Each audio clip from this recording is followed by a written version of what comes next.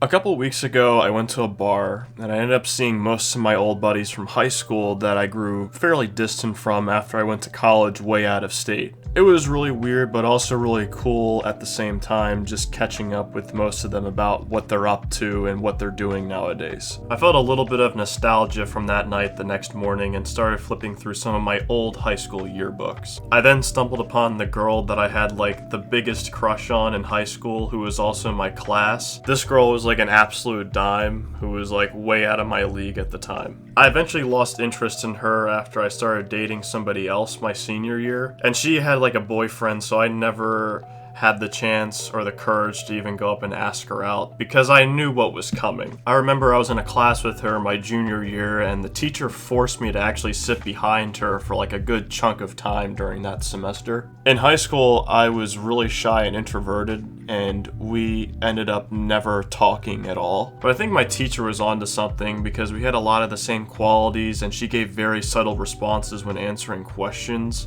and stuff like I typically would. I don't think this girl even knew I existed, but she almost looked just like me. She acted just like me.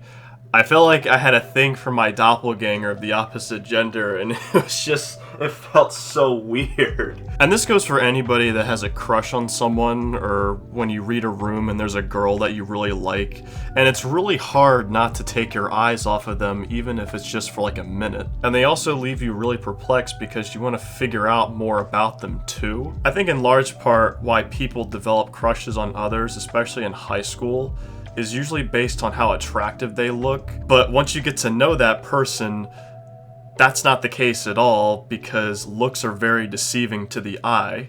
So whatever you thought that person was is not actually what you expected them to be in reality. When I look back on this, part of me thinks I should have done it anyway, because one should ask their crush how you feel regardless of what the answer is going to be. Feelings for that person would eventually fade away when you build up enough courage to get it over with. I think I never did it because high school is basically like a popularity contest, and I was afraid that people would talk about me getting rejected in front of the whole world by that girl until I graduated. Eventually I got rejected and cheated on big time by the same girl I dated my senior year, and I had it a lot worse compared to most people. My point is that as a person, you're gonna take huge L's or have to bear major burdens in your life.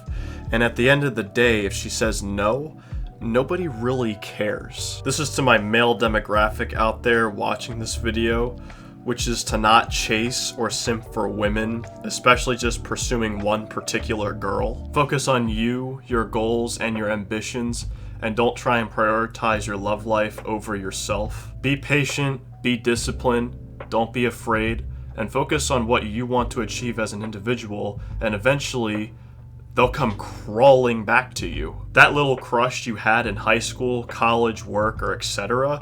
might come back several years later down the road, and the ball could be in your court. Rejection is designed to hurt you, no matter how the circumstance is presented. It's just a matter of how you pick yourself back up afterwards. I'm not saying that you should start approaching random women on the street and ask for their number, which doesn't work anyways. But if your person of interest had initial doubts about you to begin with and proceed to date somebody else, use that time to grow as a person and let them regret that decision they made about you because it's their mistake and their loss. Take that negative energy that person made you feel to grow wiser, to learn from your mistakes that you can't take back, and to build character. Work on becoming the best version of yourself.